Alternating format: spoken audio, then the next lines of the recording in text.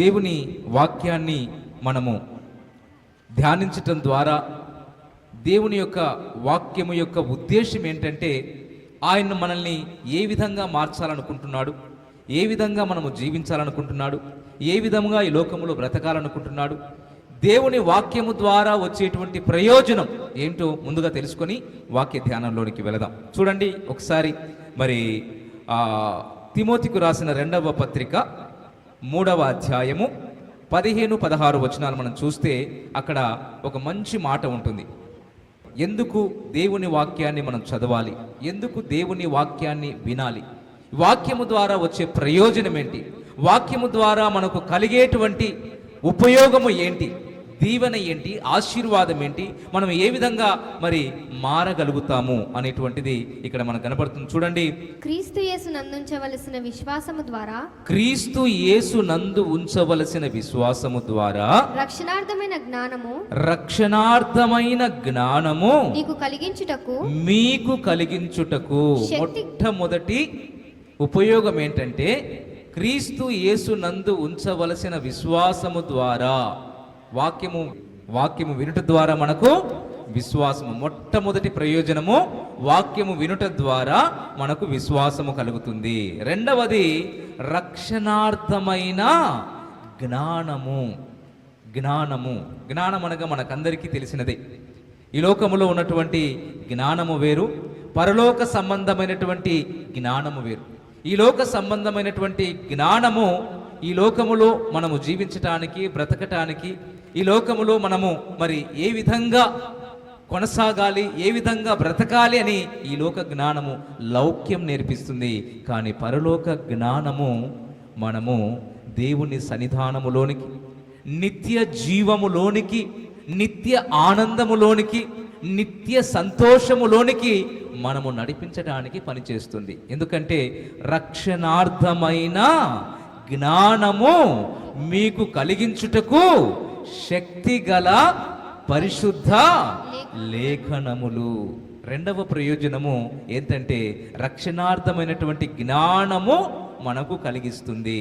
మూడవది చూడండి, మరి దైవావేశము వలన కలిగిన ప్రతి లేఖనము కింద వ్రాస్తాడు, ఉపదేశించుటకును, ఖండించుటకును, తప్పు దిద్దుటకును, నీతియందు శిక్ష చేయుటకును ప్రయోజనకరమై ఉన్నది. ఇక్కడ కూడా కొన్ని ప్రయోజనకరమైన అంశాలు ఏమున్నాయంటే మనకు ఉపదేశిస్తుంది. ఉపదేశము ద్వారా మనకేం కలుగుతుంది?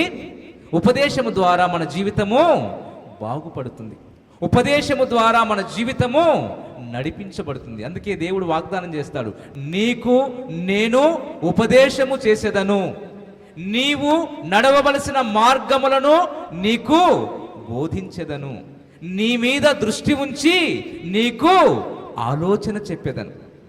ఎవరైతే ఈ మాటలు నమ్ముతారో, ఎవరైతే ఆయన యందు నమ్మిక ఉంచుతారో వారి చుట్టూ కృప ఆవరించుచున్నది అంటాడు కీర్తనాకారుడు. రే దేవుని బిడ్డలారా, ఎప్పుడైతే మనము ఈ ఉపదేశాన్ని వింటామో, ఈ ఉపదేశాన్ని అంగీకరిస్తామో, ఈ ఉపదేశాన్ని ఆలకిస్తామో, అప్పుడు మనము మన జీవితాలు సరిచేయబడతాయి, మన జీవితాలు బాగుపడతాయి, మన జీవితాల్లో మరి నిండైన ఆత్మీయ ఆరోగ్యమే కాకుండా భౌతిక సంబంధమైనటువంటి ఆరోగ్యము కూడా మనకు కలుగుతుంది.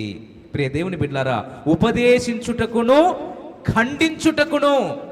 ఖండించటం అంటే నువ్వు తప్పు చేస్తున్నావు జాగ్రత్త, నువ్వు పొరపాటు చేస్తున్నావు జాగ్రత్త, నువ్వు పాపములో జీవిస్తున్నావు జాగ్రత్త, ఇదిగో అక్కడ ప్రమాదం ఉంది జాగ్రత్త, అదిగో అక్కడ గుంట ఉంది పడిపోతావు జాగ్రత్త అని ఖండిస్తాం. ఏదైనా మనకు ప్రమాదము సంభవిస్తూ ఉంది అంటే, ఏదైనా మనము అజాగ్రత్తలో ఉన్నాము అంటే, జాగ్రత్త నాయనా, జాగ్రత్త తల్లి, జాగ్రత్త అమ్మా, ఇదిగో ముందు చాలా పరిస్థితులు నిన్ను ముంచబోతున్నాయి, నిన్ను ఇబ్బంది పెట్టబోతున్నాయి, నీకు నష్టాన్ని కలిగించబోతున్నాయి, జాగ్రత్త అని ఏం చేస్తాం? మనము ఖండిస్తాం. ఖండించుటకు ఈ వాక్యము ఎంతో మనకు ఉపయోగకరముగా ఉన్నది. దేవుని వాక్యము మనల్ని ఖండించినప్పుడు మనము సరిచేయబడాలి. అంతేకాదు తప్పు దిద్దుటకును. ఏదైనా తప్పులో పడితే, ఏదైనా పొరపాటులో పడితే, ఏదైనా మనము పడిపోతే, జారిపోతే, తప్పిపోతే, తొలగిపోతే, మన జీవితాల్లో దేవునికి వ్యతిరేకంగా మన హృదయాన్ని దూరంగా చేసుకుంటే అప్పుడు దేవుని వాక్యం ఏం చేస్తుంది? మన తప్పులను దిద్దుతుంది, మన తప్పులను సరిచేస్తుంది. అంతేకాదు, నీతి యందు శిక్ష చేయుటకు, నీతిగా జీవించటం, నిజాయితీగా బ్రతకటం. ఈ లోకములో ఆయన సెలవిచ్చినటువంటి మాట, ముందు నా నీతిని, నా రాజ్యమును వెదకండి, అప్పుడు మీకు ఏమి కావాలో అడగండి. ముందు అడగాలంటే కండిషన్ అప్లై ఏంది? నా నీతిని, నా రాజ్యాన్ని వెతకండి మొదట. ఎందుకంటే ఈ లోకములో ఉన్నదంతా కూడా అవినీతి, దుర్నీతి. ఈ లోకములో మరి మనం గమనించినట్లయితే అంతా కూడా దారి తప్పి తొలగిపోయి తమ మార్గములను చెరిపి వేసుకున్నారు. ప్రియ దేవుని బిడ్డలారా, మరి అందుకోసము నీతి యందు మనకు ఏం కలుగుతుంది? శిక్ష. ఒకవేళ అవినీతిగా ఉంటే, దుర్నీతిలో మనము జీవిస్తూ ఉంటే, దుర్నీతి సాంగత్యము మనకు అది చెడు నడవడికలోనికి మనల్ని నడిపిస్తుంది. కాబట్టి నీతి యందు శిక్ష చేయుటకు ప్రయోజనకరమై ఉన్నది. ఇక ఇంకొక ప్రయోజనం ఏముందంటే, ఇదిగో ఆయన యొక్క దైవ శక్తి జీవమునకును భక్తికిని కావలసిన వాటన్నిటినీ మనకు దయచేయుచున్నందున దేవుని గూర్చినట్టియు మన ప్రభువైన యేసు క్రీస్తును గూర్చినట్టియునైనా అనుభవ జ్ఞానము వలన మీకు కృప సమాధానం కలుగుతుంది. మనకు కృప సమాధానము కలగాలి అంటే, చాలామంది కృపను గూర్చి, సమాధానమును గూర్చి తక్కువ అంచనా వేస్తూ ఉంటారు.